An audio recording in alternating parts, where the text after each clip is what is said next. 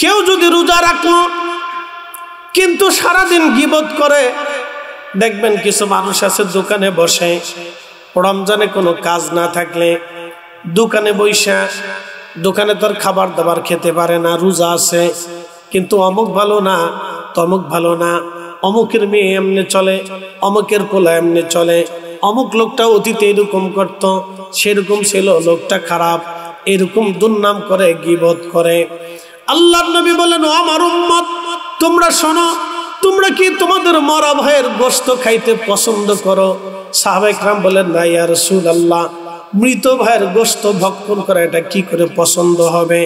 এটা তো একবারে বান্দা গান্দা পচা নাপাকি কাজ। আল্লাহর নবী বললেন, তোমরা তোমার ভাইয়ের গীবত করবা না, শিকায়ত করবা না। যদি গীবত করো তাহলে শোনো, তুমি তোমার মৃত ভাইয়ের গোশত ভক্ষণ করলে। মাহে রমজানে কেউ যদি রোজা রেখা গীবত তহমত শিকায়ত করে, তার মানে বোঝা গেল তার রোজার হক আদায় হবে না, ঈমান ইহতিসাবের সাথে রোজা হবে না, কারণ সে তার মৃত ভাইয়ের গোশত ভক্ষণ করেছে রোজা রেখে। কথা কোন ঠিক কিনা? तमाम সৃষ্টিটা আল্লাহর হুকুমে পরিচালিত হয়। এই যে রমজানের চাঁদ উঠছে, আল্লাহর হুকুমে চাঁদ উঠবে, আবার আল্লাহর হুকুমে চাঁদ চলে যাবে। সূর্য ডুবার পরে এখন সন্ধ্যা নেমে গেল, টাইম মতো সূর্য ডুবে চলে গেল। শুধু এই বছরে টাইম মতো ডুবে নাই, যতদিন পৃথিবীর বয়স হয়েছে ততদিন সূর্য টাইম মতো উঠলো, টাইম মতো ডুবলো। যতদিন পৃথিবী থাকবে আল্লাহর হুকুমে সূর্য টাইম মতো উঠবে, টাইম মতো ডুবে যাবে। ভাববেন না সূর্য চাঁদ আমাদের আইনে চলে, সূর্য চাঁদ আমাদের আইনে চলে না, সূর্য চাঁদ চলে আল্লাহর আইনে। আল্লাহর আইনে, আল্লাহর আইনে যেহেতু সমগ্র সৃষ্টি চলে, অতএব ঈমান ও ইহতিসাবান আমাদেরকে রোজা রাখতে হবে আল্লাহর পরিপূর্ণ মতো বিধান মোতাবেক আইনে। কথা ঠিক আছে না? তাহলে রোজা আমরা কার আইনে রাখবো? আল্লাহর আইনে, আল্লাহর পরিপূর্ণ দেওয়া বিধান মোতাবেক আমরা রোজা আদায় করব। তো ঈমান ওয়া ইহতিসাবান গুফিরা লাহু মা তাকাদ্দামা মিন যামবিহি। তুমি যদি ঈমান ও ইহতিসাবের সাথে রোজা রাখো, তাহলে তোমার জীবনের সমস্ত গুনাহকে, পিছনের সব গুনাহকে আল্লাহ মিটিয়ে দিবে, একবারে শেষ করে দিবে। সালমান ফারসি বলেন, আল্লাহর নবী মজলিসের মধ্যে বসে সাহাবায়ে কেরামকে নসিহত করতে যায়, বললেন, সাহাবীরা রে, তোমরা শোনো, মাহে রমজান শেষ হওয়ার আগে আমার আল্লাহ বান্দাকে একেবারে নিষ্পাপ বানিয়ে দিবে। যেমন শব্দ সন্তান পৃথিবীতে আসলে যেমন নিষ্পাপ থাকে, তার হাতের গুনাহ থাকে না, চোখের গুনাহ থাকে না, জবানের গুনাহ থাকে না, পায়ের গুনাহ থাকে না, অঙ্গ প্রত্যঙ্গের গুনাহ থাকে না, একেবারে সে নিষ্পাপ, তার কোনো গুনাহ নাই, তার কোনো খাতা নাই, তার কোনো ভুল নাই। মায়ের পেট থেকে দুনিয়াতে আসলো একেবারে একটা নিষ্পাপ বাচ্চা, জীবনে কোনো গুনাহ তার নাই, কোনো ত্রুটি নাই, কোনো বিচ্যুতি নাই। আল্লাহর নবী বললেন, ও আমার উম্মত, ঈমান ও ইহতিসাবের সাথে যদি তোমরা রোজা রাখো, আমার রব আমার আল্লাহ তোমাকে ওইরকম শব্দ ভূমিষ্ঠ একটা সন্তান যেমন দুনিয়াতে আসলে নিষ্পাপ হয়ে যায়, আমার আল্লাহ তোমাকে ওইভাবে নিষ্পাপ বানিয়ে দেবে। একবার আওয়াজ তুলে বলা যাবে কি আল্লাহু আকবার? কোলাউড়ার মুসলমান খুব মনোযোগের সাথে শুনে যাবেন, কামারকান্দির মুসলমান বাবাজি আমার।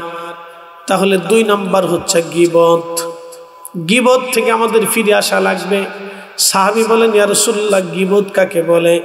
বললেন, তোমার ভাইয়ের পিছনে তার দুর্নাম করা। বলি, ইয়া রাসূলুল্লাহ, ইয়া হাবিবাল্লাহ, যদি সামনে হয়ে যায়? আল্লাহর নবী বললেন, তোমার ভাইটা এমন কিছু তুমি বলো যেটা পছন্দ করে না, তোমার ভাইয়ের পিছনে যদি দুর্নামগুলি করো তাহলে এটা গীবত হয়ে গেল। যেমন আপনি আমার পিছনে আপনি আমার দুর্নাম করলেন, ফরিদি হুজুর লোক ভালো না, এই লোকটা খারাপ, এই লোকের এইরকম, তার হাঁটার অবস্থা ভালো না, তার চাহানি ভালো না, এমন করে যদি আপনি আমার দুর্নাম করেন তাহলে আপনি আমার গীবত করলেন, আপনি মরা ভাইয়ের গোশত খাইলেন। রমজানে রোজা রাখা মৃত ভাইয়ের গোশত যদি আপনি ভক্ষণ করেন তাহলে পরিপূর্ণ রোজার হক আদায় হবে না। আবার দেখা যাবে রমজানে কিছু অসাধু ব্যবসায়ী আছে যারা রমজানে পণ্যের দাম বাড়ায় দেয়। সারা সারা পৃথিবী এমনকি আপনি যদি দেখেন ইহুদি খ্রিস্টানের দেশ, ইউরোপেও রমজান আসলে পণ্যের দাম, খাবারের দাম, রমজানের রোজাদারের কারণে ইউরোপিয়ানরা পর্যন্ত রোজার সময় খাদ্য পণ্যের দাম তারা ছাড় দেয়, কমায় দেয়। আরবে রমজান মাস আসলে খাদ্য পণ্যের দাম কমায় দেয়। সারা পৃথিবী থেকে ভিন্ন চিত্র শুধু বাংলাদেশে রমজান মাস আসলে খাবারের দাম বাড়ে। সহিহ বুখারীর ভিতরে এসেছে, সহিহ মুসলিমে নবীজি বললেন, আমার উম্মত কিয়ামতের ময়দানে আমার আল্লাহ ডাক দেব, ও বান্দা আমি ক্ষুধার্ত ছিলাম, তুমি আমাকে খাবার দাও নাই। বান্দা বলবে, আল্লাহ বলো কি? তুমি না নিজে রাজ্জাক, তুমি রিজিক দেনেওয়ালা, তুমি তো রব্বুল আলামিন, তামাম সৃষ্টির পরিচালক ছিলা তুমি আল্লাহ। তোমার আবার ক্ষুধা লাগলো কখন রব্বি? আমার রব ডাক দিয়ে বলবে, বান্দারে তোমার প্রতিবেশী ক্ষুধার্ত ছিল, তোমার আত্মীয় ক্ষুধার্ত ছিল, তুমি যদি সেই দিন তারে খাবার খাওয়াইতা তাহলে বান্দা আমি আল্লাহর খাবার খাওয়া হয়ে যাইতো। আল্লাহু আকবার। না না, জোরে বলেন, জোরে জোরে জোরে জোরে। এ মুসলমান শুনিয়া যান, বন্ধু আমার খুব মনোযোগ দিয়ে সাথে কথাগুলি শুনবেন। প্রিয় নবীজি বললেন, কিয়ামতের ময়দানে আমার রব বলবে, বান্দা আমি তৃষ্ণার্ত ছিলাম, তুমি আমাকে খাবার খাওয়া নাই, পানি দাও নাই, তৃষ্ণা মিটাও নাই। সাহাবায়ে কেরাম বললেন, আল্লাহর বান্দা বলবে, ইয়া রাব্বি, বলেন কি? আপনি তো নিজেই রিজিক দেনেওয়ালা, তৃষ্ণা মিটানেওয়ালা। আল্লাহ বলবেন, হে বান্দা, তোমার প্রতিবেশী তৃষ্ণার্ত ছিল, তুমি তার তৃষ্ণা যদি মিটাইতা, তখন আরবের তো পানির খুব সংকট ছিল। এটা আরবের মাসালা, সে যেটাই হোক, যেই দেশেরই হোক, যদিও আরবের সিচুয়েশনটা ভিন্ন, পানির খুব সংকট ছিল, এই জন্য পানির কথা এসেছে হাদিসে। সে যেটাই হোক, আপনি আপনার ভাইয়ের তৃষ্ণা যদি নিবারণ করেন, পানি যদি পান করান এবং খাওয়ান, আল্লাহর নবী বলতেছেন, ও আমার উম্মত তোমরা শোনো, তাহলে কিয়ামতের ময়দানে আল্লাহ বলবেন, ও আমার বান্দা তুমি যদি তোমার প্রতিবেশীর তৃষ্ণা মিটাইতা, তাহলে আমি রব্বে কারিমের তৃষ্ণা মিটানো হয়ে যাইত। একবার জোরে বলা যাবে কি মারহাবা?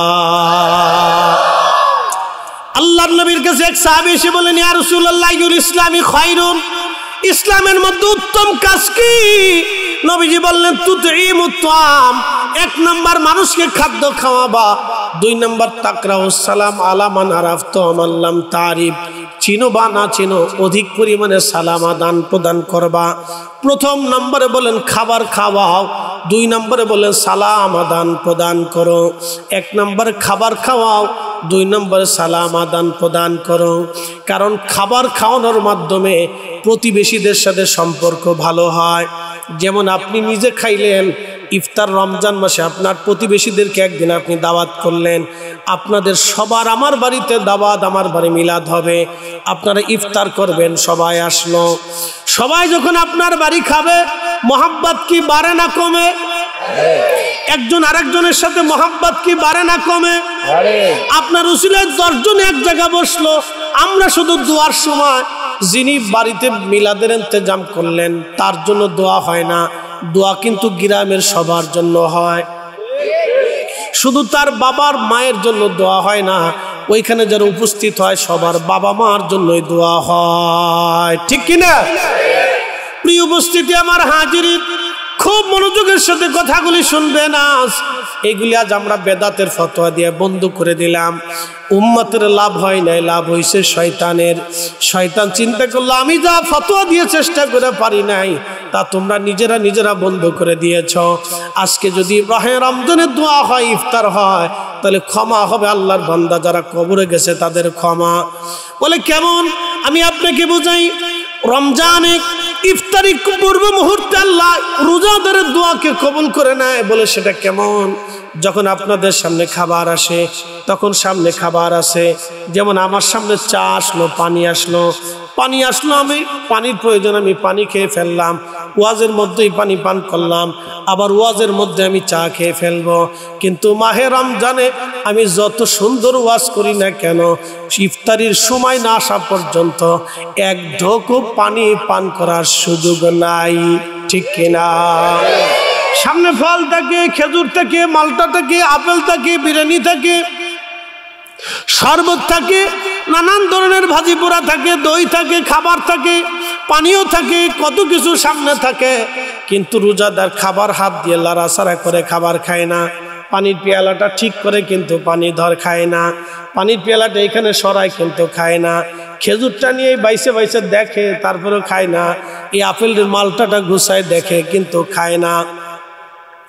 যখন খাবার লাড়াচাড়া করে ইফতারির পূর্ব মুহূর্তে, তখন আমার আল্লাহ ডাক দেয়, ফেরেশতারা তোমরা আমার এই বান্দা সৃষ্টি করতে তোমরা নিষেধ করেছিলা, ফেরেশতারা রে আমার এই বান্দা সৃষ্টি করতে নিষেধ করেছিলা, আর তোমরা বলেছিলা ওয়া নাহনু নুসাব্বিহু বিহামদিকা ওয়া নুকাদ্দিসু লাক, তোমরাই বলে ইবাদত করবা, তোমরাই বলে তাসবিহ করবা, তোমরাই বলে হামদ করবা, তোমরাই বলে জিকির করবা।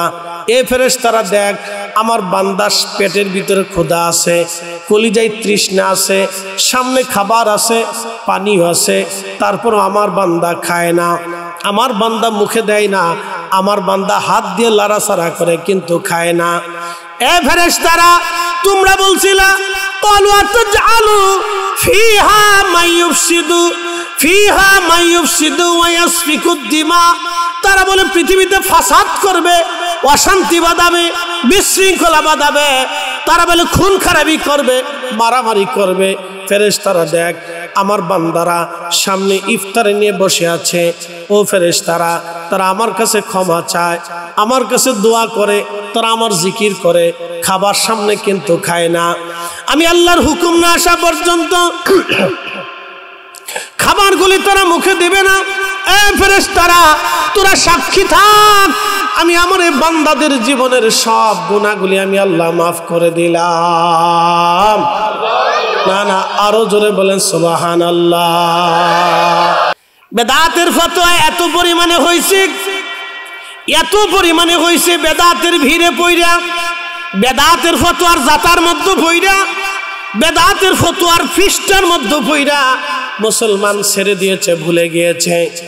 অথচ মুসলমান জানে না এই মাহে রমজানে ইফতারের সময় দোয়া কবুল হয়ে যায়। আল্লাহ ইফতার মুখে নিয়া, ইফতার সামনে নিয়া, রোজা মুখে নিয়া বান্দা যখন হাত তুলে কান্দে, আমার আল্লাহ বান্দার চোখের পানি মুছিয়ে দিয়া বান্দার জীবনের গুনাহগুলি আল্লাহ মিটাই দিয়ে দেয়, তার পূর্বপুরুষকে আল্লাহ মাফ করিয়ে দেয়। তাহলে ঘরে ঘরে ইফতার মাহফিল আমাদের দরকার, কথা বলেন ঠিক কিনা?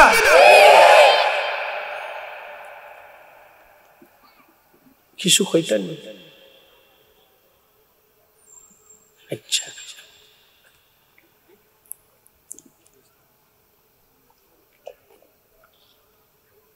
ঘরে ঘরে ইফতার মাহফিল দরকার, বেশি বেশি দিবে।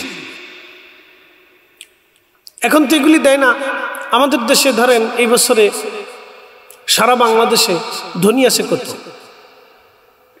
কয় লক্ষ ধনী হবে বলেন তো? 50 লক্ষ ধনী হবে না?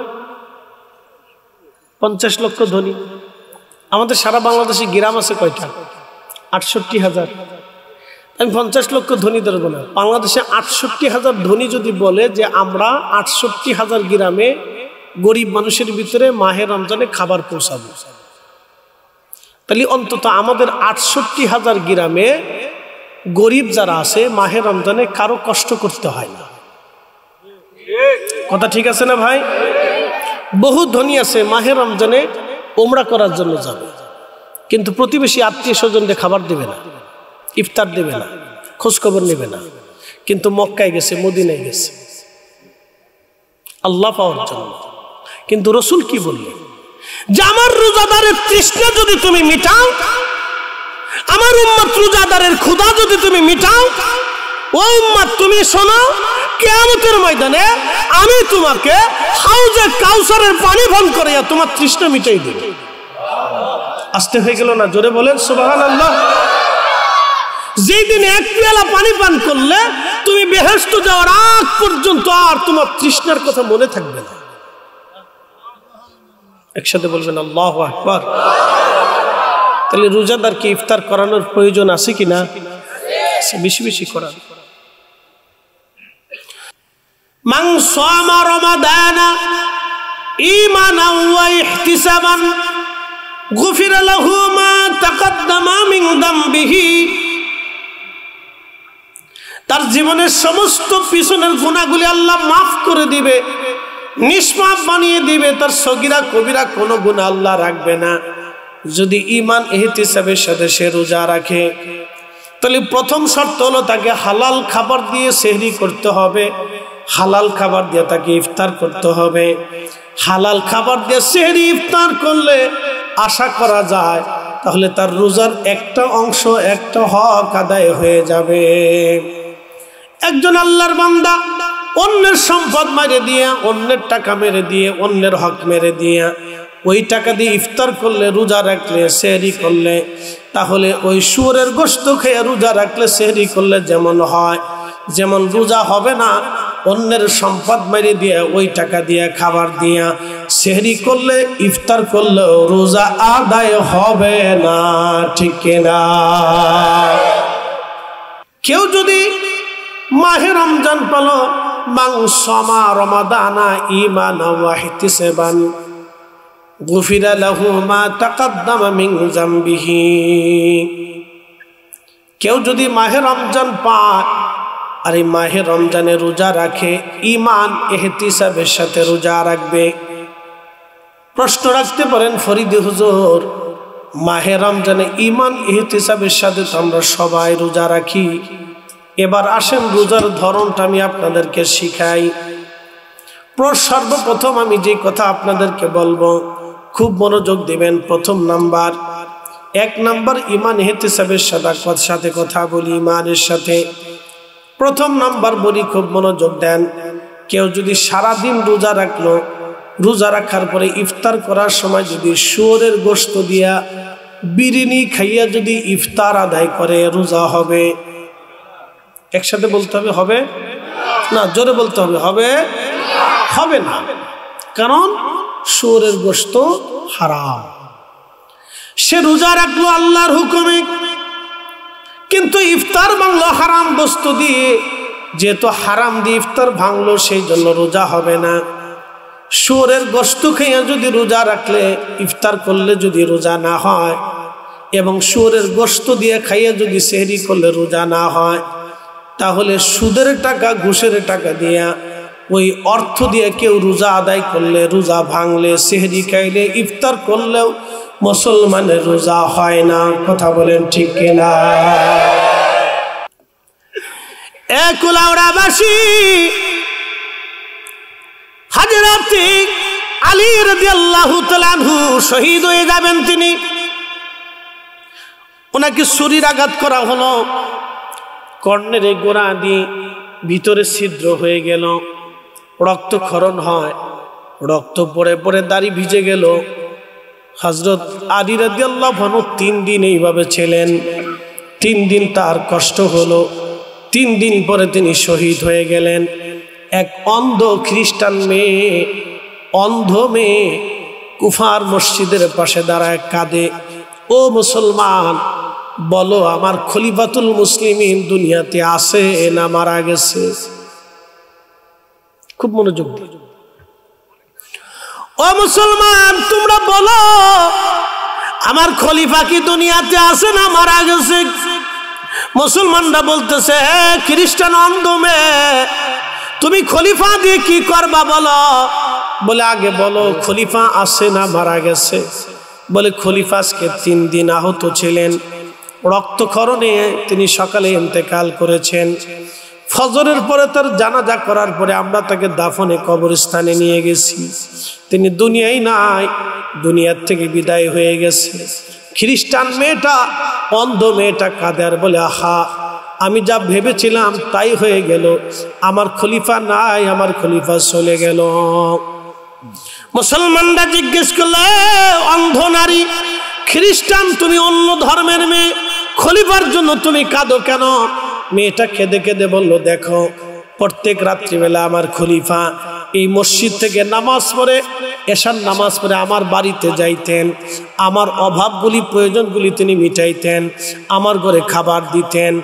আমি অন্ধ, আমার দেখভাল করিয়া আমার খলিফা তারপরে বাড়ি যাইতেন। আমার খোঁজ খবর না নিয়ে আমার খলিফা বাড়ি যাইতেন না। আমার যাবতীয় প্রয়োজনগুলি মিটাই আমার খলিফা তারপরে বাড়ি যাইতেন। আজকে 3 দিন হলো আমার খলিফা আমার খোঁজ খবর নেই নাই, আমার বাড়ি যায় নাই, লোক পাঠাই নাই। তখন আমি বুঝতে পারছি আমার খলিফা আজ আর দুনিয়াতে নাই। একবার জোরে বলা যাবে কি আল্লাহু আকবার? আপনি একটু চিন্তা করেন তো। এই জন্য আল্লাহ রাসূল বলছেন, ফাআলাইকুম বিসুন্নতি ওয়া সুন্নাতিল খুলাফায়ে রাশিদিন আল মাহদিয়িন। তোমরা আমার সুন্নাত মানো, আমার খুলাফায়ে রাশিদিনের সুন্নাহ মানো। হযরত আলী নিজে জান্নাতি, তার স্ত্রী জান্নাতের নারীদের সর্দারিনী, তার 2টা বেটা জান্নাতের যুবকদের সর্দার, তার শ্বশুর তামাম মুলকের মালিকের মেহবুব, তার শাশুড়ি জান্নাতি,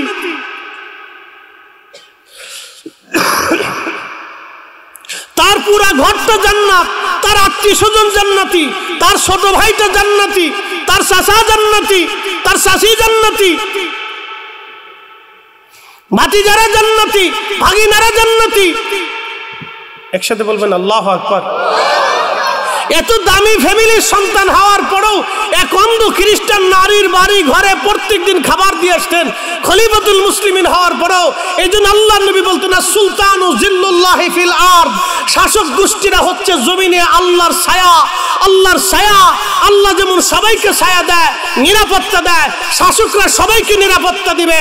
শাসকরা যদি জনগণের নিরাপত্তা দিতে না পারে, শাসক গোষ্ঠীরা যদি জনগণের খাদ্যের নিরাপত্তা না দিতে পারে, বস্ত্রের নিরাপত্তা না দিতে পারে, তাদের অর্থের নিরাপত্তা না দিতে পারে, জীবনের নিরাপত্তা না দিতে পারে, তাদের সম্মানের নিরাপত্তা না দিতে পারে, মেয়েদের নিরাপত্তা না দিতে পারে, স্বাধীনতার নিরাপত্তা না দিতে পারে, ইজ্জতের নিরাপত্তা না দিতে পারে, তাহলে ওই শাসক গোষ্ঠী ধ্বংস হয়ে যায়। কথা বলেন ঠিক না বেটে?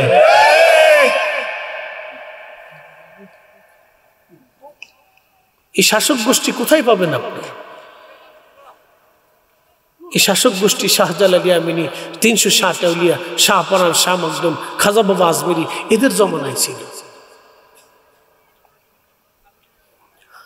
অপ্রিয় মুসলমান, খুব মনোযোগ দিবেন। প্রিয় হাজিরিন, কি করে আমি আপনাদেরকে বুঝাবো? কোন ভাষায় বুঝলে যে আপনারা বুঝবেন, কিভাবে বললে যে আপনারা বুঝবেন? বলার তো ভাষা নাই। দিন দুপুরে মানুষ এখন খুন হয়ে যায়, কি কথা বলেন না কেন? অত্যন্ত কঠিন ভয়াবহ পরিস্থিতি, দিন দুপুরে ডাকাতি হয়।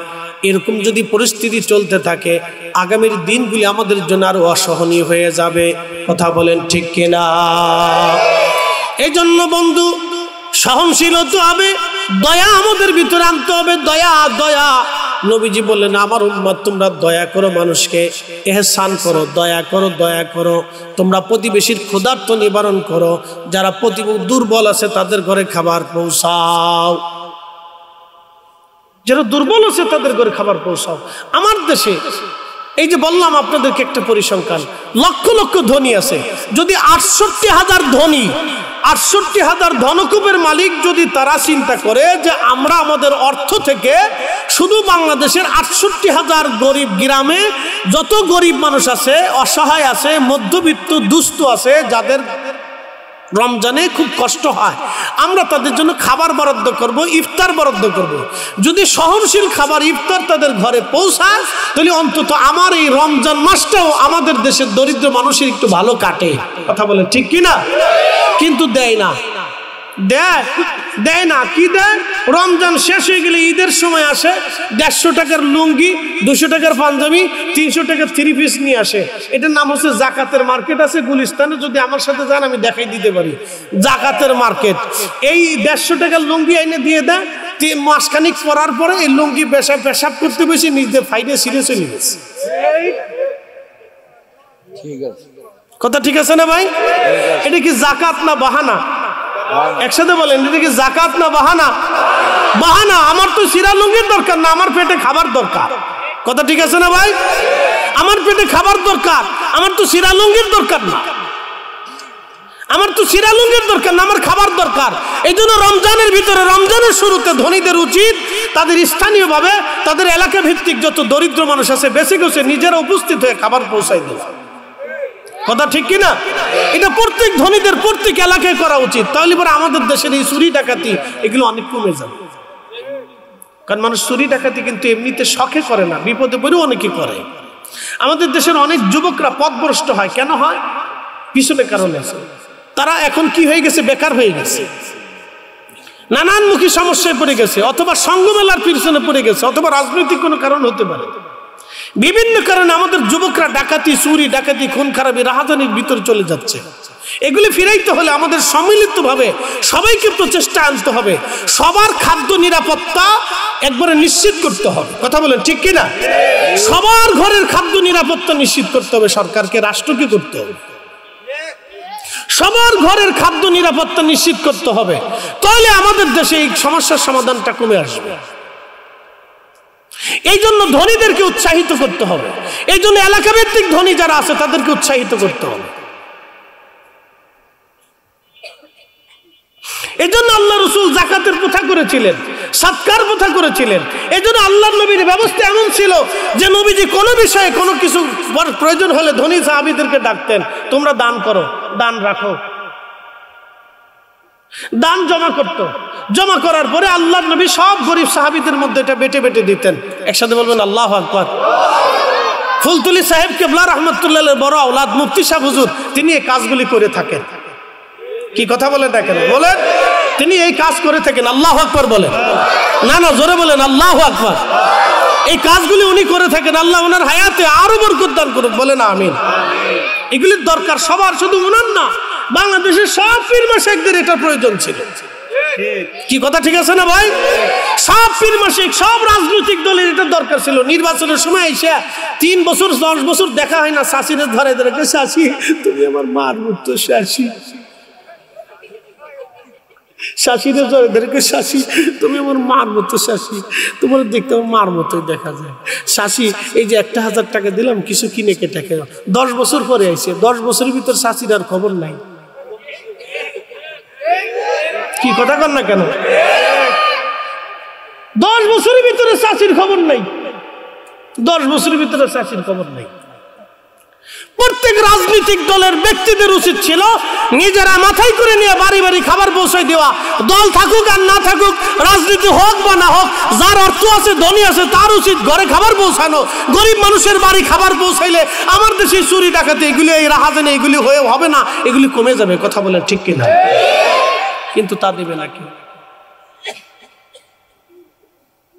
তা দিবে না। নামাজ হয়ে গেছে রাজনৈতিক নামাজ। বলে হুজুর এটা আবার কেমন? নির্বাচন আসার আগে টুপি একটা মাথায় দেয়, বাপরে বাপ, পেশাব করে পানি লোক আর লোক, মসজিদে ঢুকে ঠিকই নামাজ পড়ে। ওযু থাক আর না থাক, মসজিদে ঢুকে ঠিকই নামাজ পড়ে। বাপরে বাপ, দেখে আমি খুব নামাজি। শয়তানে হাসে আর কয়, বাপরে বাপ, তুই এই সামান্য একটু ভোটের লেগে কি সিটারি শুরু করছিস? তুই তো আমার সাথে বড় সিটা। কি কথা কর না, ঠিক আছে না ভাই? শয়তানে চিন্তা করে যে আমার সাথে বড় সিটা। আমি 9 লক্ষ বছর ইবাদত করছি কিন্তু সিটারি করিনি না। শয়তান কিন্তু 9 লক্ষ বছর ইবাদত করছে বা 7 লক্ষ বছর ইবাদত করছে, সিটারি কিন্তু করে না। সিটারি না করার কারণে কিন্তু আল্লাহ তোরে মুআল্লিমুল মালায়েকা বানাইছে। কথা ঠিক আছে না? সিটারি তো পরে এসে করছে, ঠিক আছে না? সিটারি তো শেষে এসে করলো, কিন্তু বাকি 7 লক্ষ বছরে কিন্তু সিটারি করে না। শয়তানে চিন্তা করে, বাপরে বাপ, তোরা 60 বছরের জিন্দেগি ভাইয়া কত বড় সিটার হচ্ছিস। চিন্তা করে তো যেই কাজ আমাদের করার দরকার আমরা সেটা আঞ্জাম দিতে পারতেছি না। আল্লাহু আকবার, আল্লাহু আকবার। আল্লাহ কবুল করুক, সকলে বলে না আমিন। অনেকেই খালি মঞ্চ পেয়ে ফটর ফটর করবো, শিল্লা ফাল্লা করবো, কিন্তু কাজের বেলায় নেই। ওদের কাজ আঞ্জাম দিতে হবে। এই জন্য আমাদের খাদ্য নিশ্চিত করতে হবে, আমাদের প্রতিবেশীদের খাদ্য নিশ্চিত করতে হবে, আমাদের আত্মীয় স্বজনদের খাদ্য নিশ্চিত করতে হবে। কিছু না কিছু তাদেরকে দিয়ে সাহায্য করতে হবে। যাদের দারিদ্রতা আছে তাদের ঘরে খাবার পৌঁছায় দিয়ে আসতে হবে, প্রকাশ্যে না দেন। এমনও মধ্যবিত্ত বাংলাদেশে আছে যারা ভালো ইফতার পারে না, অসুবিধা আছে, মনে হয় যে সে ভালো চলতেছে কিন্তু তার অনেক অসুবিধার ভিতরে আছে, আসে না ভাই? আছে। আমি গত বছর মাহে রমজানে ওইরকম আমি বাটি, আল্লাহ আমার তৌফিক দেয়, তা আমি জানতাম না যে আমার গ্রামে এরকম, তো দিতে দিতে দিতে দিতে দেখি শেষই হয় না। বললাম কারণ কি? মানুষের পরিস্থিতি এরকম হয়ে গেছে। তো প্রিয় উপস্থিতি, এগুলো আমাদের করার দরকার। প্রত্যেক ধনীরা 68,000 ধনী, প্রত্যেক 68,000 ধনী যদি চিন্তা করে, এটা সরকারের দায়িত্ব। সরকার ইচ্ছা করলে প্রত্যেক শিল্পপতি যারা আছে তাদেরকে উদ্বুদ্ধ করতে পারে না ভাই? কোনো ব্যাপার না তো। বাংলাদেশের সেনাবাহিনী পড়ে রয়েছে, বিজিবি পড়ে রয়েছে, হাজার হাজার সেনা সদস্য পড়ে রয়েছে, যাদেরকে রমজানে যদি আপনি দিয়ে দেন এই অর্থগুলি, তারা নিজেরা বেটে বেটে পৌঁছাবে। কথা ঠিক আছে না ভাই? তারা নিজেরাই দিবে। সেনাবাহিনীর তো কাজ নাই। সেনাবাহিনী কি করে? সকালবেলা ট্রেনিং করে, বিকেলবেলা ট্রেনিং দেয়, তারা ট্রেনিং দ্বারা তারা সেনা ক্যাম্পের ভিতর কাজ করে। অন্তত রমজানে তাদেরকে আমরা তো কাজে লাগাইতে পারি। বিভিন্ন প্রয়োজনে সেনাবাহিনী কাজে আসবে। কথা ঠিক আছে না ভাই? দেশের স্বার্থে সেনারা কাজ করে। সেনারা তো দেশের জন্য, কথা ঠিক আছে না? দেশের নিরাপত্তার জন্য, দেশের দুর্যোগের সময়, দেশের প্রয়োজনে, দেশের স্বার্থে, দেশের নিরাপত্তায় প্রয়োজনে সেনাবাহিনী কাজ করবে। করুক না, সেনাবাহিনী কাজ করবে। তাদেরকে সেনাবাহিনী যুদ্ধ করা নয়, ট্রেনিং দেওয়া নয়, তাদেরকে বসে বসে খাওয়ানোর জন্য তো না। এখন সারা দেশের নিরাপত্তা ব্যবস্থা খুব দুর্বল হয়ে গেছে। দিন দুপুরে চুরি ডাকাতি হয়, খুন খারাপি হয়। এখন সেনাবাহিনীর উচিত সারা বাংলাদেশে একবারে বাটাম চালান দেওয়া। কি কথা ঠিক আছে না ভাই? সারা বাংলাদেশে একবারে বাটাম চালান দেওয়া সেনাবাহিনীর উচিত। প্রত্যেক অঞ্চলে নেমে নেমে বাটাম চালান দিয়ে সোজা করে একবারে ক্লিন করে পরিষ্কার করে রাখা। মুসিবতের সময় তোমার সেনাবাহিনীর দরকার। আমার যখন আরাম আছে তখন তো আর আমার সেনাবাহিনীর দরকার নাই, তারা তাদের ব্যারাকে ফিরে চলে যায়। কিন্তু আমার যখন বিপদ, দুর্যোগ হোক, প্রাকৃতিক দুর্যোগ হোক, রাষ্ট্রীয় দুর্যোগ হোক, রাজনৈতিক দুর্যোগ হোক, তখন তো সেনাবাহিনীর দরকার। কথা ঠিক আছে না ভাই?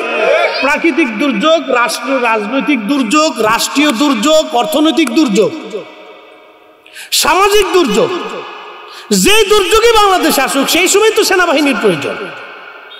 তো সেই সময় সেনাবাহিনী আমার দেশে কাজ করবে। আমি তো তাছাড়া ওনাকে চাচ্ছি না, তারা আমাদেরকে সাহায্য করবে। তো এই বাংলাদেশের সরকার যদি চিন্তা করে যে 68,000 গ্রামে বাংলাদেশের 68,000 শিল্পপতি বাংলাদেশে যারা আছে তাদের বরাদ্দ করতে হবে রমজান মাসে। কি কথা ঠিক আছে না?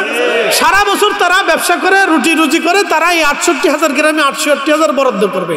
এত হাজার, এত শত, এত হাজার কোটি টাকা তাদের বরাদ্দ করে দিবে। তারা রমজানে সরকার ইচ্ছা করে তাদেরকে বলবে আপনারা দিয়ে দেন। তখন এই সম্পদগুলি বরাদ্দ করার পরে তারপরে এই চাল ডাল কি পরিমাণে একজন দরিদ্র মানুষ পাবে, সেনাবাহিনীর আওতাধীন দিয়ে দিবে। অমুক থানা, অমুক উপজেলা সেনাবাহিনী চলে যাবে। তারা নিজেরা যায় বাইটা বাইটা জিজ্ঞেস করে তারা নিজেদের পদ্ধতি মতো তারা পৌঁছাই দিয়ে আসবে। এলাকার মানুষের সাহায্য নেবে, ইমাম সাহেব হুজুরের সাহায্য নেবে। কথা ঠিক আছে না ভাই? মসজিদ কমিটির সাহায্য নেবে, তাহলে কিন্তু সহজ হয়ে যাবে। ইমাম সাহেব হুজুর, মসজিদ কমিটি, এরা যদি সাথে থাকে, এলাকার আলেম ওলামা যদি সাথে থাকে, তাহলে পরে একবারে নিশ্চিন্নভাবে কোনো দুর্নীতি হবে না, কোনো স্বজনপ্রীতি হবে না। হবে কি ভাই? স্বজনপ্রীতি হবে না। কারণ ইমাম সাহেব চিন্তা করবে যে আমার এই মুসল্লি এত দরিদ্র আছে, কেন ইমাম সাহেবরা সবার বাড়ি বাড়ি ঘুরে, তারা জানে কার কি হাল হাকিকত, কার কি অসুবিধা সুবিধা আছে। কথা ঠিক আছে না ভাই? ইমাম সাহেবরা জানে, এলাকার মানুষ যারা মসজিদ পরিচালনা করে তারা জানে। তারা চিন্তা করবে যে না, আমরা এই গরিব মানুষের মধ্যে বন্টন করব। তারা সরকারের কাছে, সেনাবাহিনীর কাছে লিস্ট পাঠাবে, তাহলে আর আমাদের দেশে কোনো বিশৃঙ্খলা হয় না। আর যদি রাজনৈতিক ব্যক্তিত্বদের কাছে দিয়ে দেন, আমি তাদের দুর্নাম করবো না, আল্লাহ তাদের সাহায্য করে, আমরা দোয়া করি। কিন্তু অনেকে আছে স্বজনপ্রীতি করবে। কথা সহজ, কাজ সহজ, কিন্তু কাজে পরিণত নাই। সমস্যা হলো এখানে। কিন্তু সরকার দিক বা না দিক, আমাদের কাজ আমাদের চালাইতে হবে। কথা ঠিক আছে না ভাই? আল্লাহ আমাদের কবুল করুক। সকলে বলেন আমিন। না আরেকটু জোরে বলেন আমিন। একটু জবান খুলে মহাব্বতে আল্লাহুম্মা সাল্লি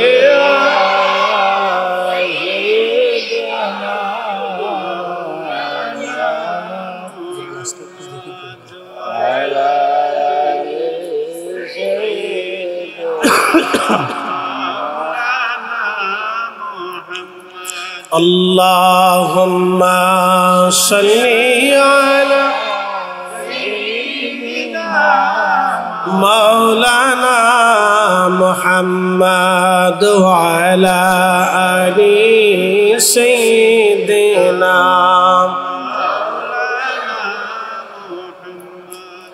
তুমি আল্লাহর প্যারা হাবিব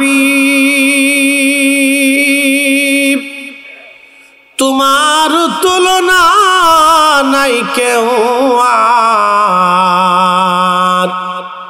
তোমার মতো আকাশ ভ্রমণ করেনি কোন পয়গম্বর আল্লাহুম্মা সাল্লি আলা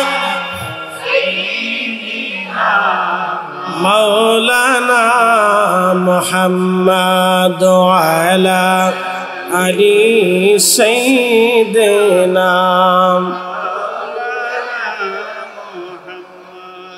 এখন বলেন বাংলাদেশের সব ব্যবসায়ী কি হিন্দু, বৌদ্ধ, খ্রিস্টান?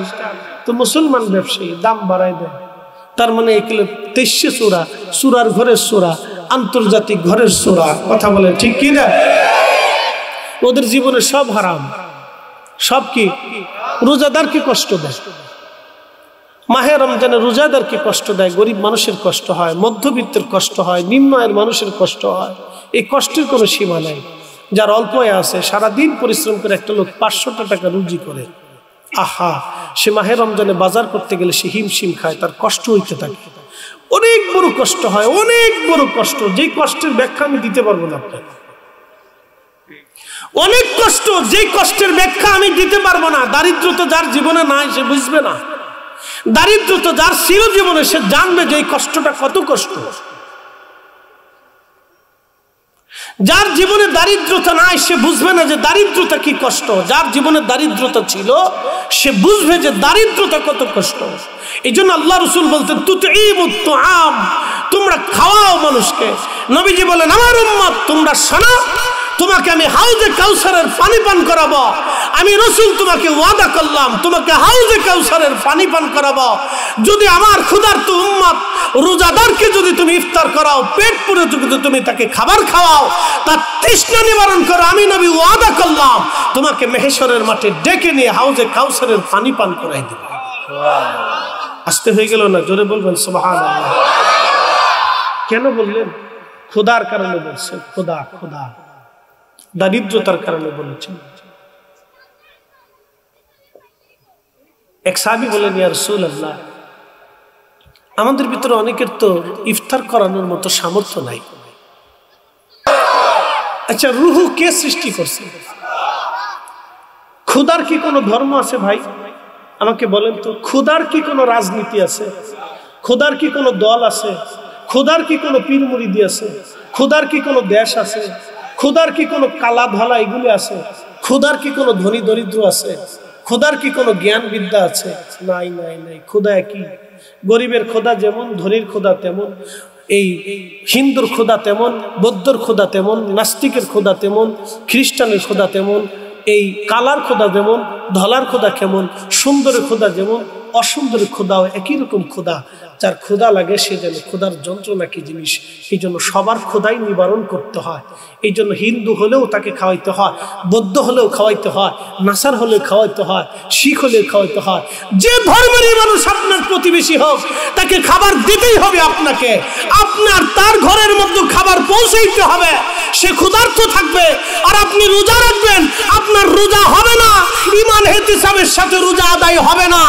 আপনি যাহা খাবেন আপনার আত্মীয়কে তাই খাওয়াইতে হবে, আপনি যাহা খাবেন আপনার প্রতিবেশীকে তাই খাওয়াইতে হবে, তাইলে আপনার রোজা ঈমান ইহতিসাবের সাথে হবে। কথা বলে ঠিক না বেটি?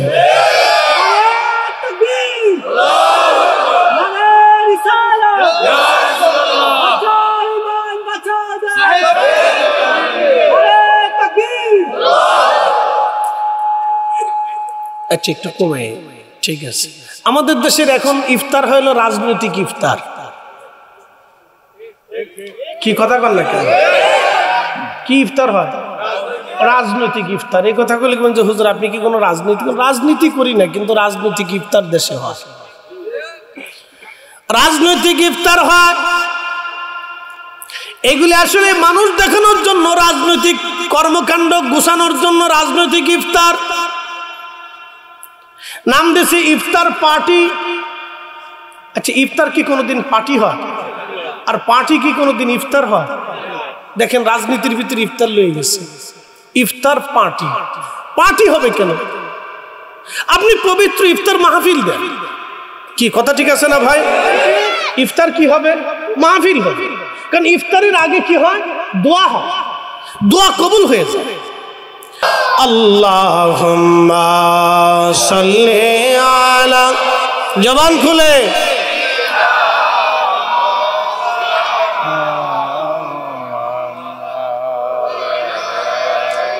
মাইকম্যান ভিতরেটা একটু বাড়াই দাও হালকা। আল্লাহুম্মা সাল্লি আলা সাইয়্যিদিনা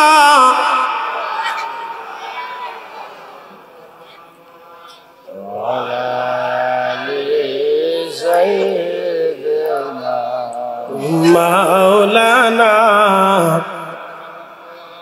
তাহলে কি ইফতার মাহফিল হবে কি হবে না? ইফতার মাহফিল বেশি বেশি দরকার। কথা বলেন ঠিক কিনা? যাদের সামর্থ্য আছে তারা বাড়িতে দাওয়াত করে ইফতার মাহফিল করবে। এটা বরকতের কাজ, অনেক বড় দামি বরকতের কাজ। আমাদের দেশে আগে দেখতাম মাহে রমজানে কোরআন খতম হইতো বাড়িতে, তলবে ইলমদেরকে দাওয়াত করে কোরআন খতম দিত। কি কথা ঠিক আছে না ভাই? এত বেশি পরিমাণে মিডিয়াতে বেদাতের ফতোয়া আইছে, এই বেদাতের ফতোয়ার ডরে মুসলমান ছাইড়েই দিছে। তো বিনিময়ে লাভ হয়েছে কার? শয়তানের। কথা ঠিক কিনা? মনে রাখবেন কোরআনের তেলাওয়াত এমন এক মজার তেলাওয়াত। আল্লাহ কোরআনে এই তেলাওয়াত সম্পর্কে বলেছেন, ওয়া ইজা তুলিয়াত আলাইহিম আয়াতুহু, যখন আমার আয়াত সমূহ তেলাওয়াত হয়, যাদাতুহুম ঈমানা, মুসলমানের ঈমান বাড়তে থাকে। একসাথে বলবেন আল্লাহু আকবার। মুসলমানদের ঈমান কি হয়? বাড়ে। এজন্য কোরআনের তেলাওয়াত বেশি বেশি দরকার, কোরআন বেশি বেশি দরকার। যাদাতুহুম ঈমানা। আগে আমার আর দেখছি গ্রামগঞ্জে ছোটকালে আমরা দেখতাম কোরআন খতম দেওয়া হতো, কোরআন খতম দিয়ে সারাদিন কোরআন খতম চলতো, কালেমা খতম চলতো। এরপর ইফতারের সময় সারা এলাকার মানুষ আসতো, মিলাদ মাহফিল হইতো, জিকির আজকার দোয়া হইতো। কি চমৎকার সেই সিস্টেমটা ছিল। মানুষ দোয়া করতো, দোয়া করে কান্নাকাটি করতো, ক্ষমা চাইতো আল্লাহর কাছে।